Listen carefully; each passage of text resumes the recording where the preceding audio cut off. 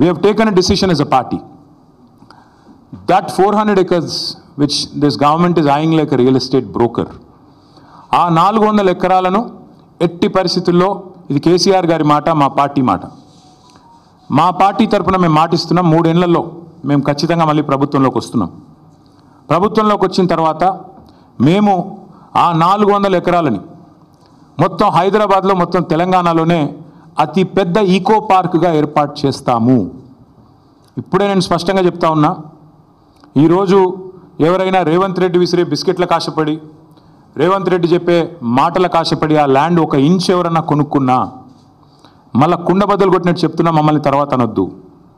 ఖచ్చితంగా ప్రతి ఇంచు తిరిగి వెనక్కి తీసుకుంటాము. ఒక అద్భుతమైన ఈకో పార్క్, ఎట్లా అయితే ఒక సెంట్రల్ పార్క్ ఉంటుందో మన్హాటన్లో, ఆ స్థాయిలో ఒక అద్భుతమైన ఈకో పార్కును హైదరాబాద్ ప్రజలకి గిఫ్ట్గా అందిస్తాము.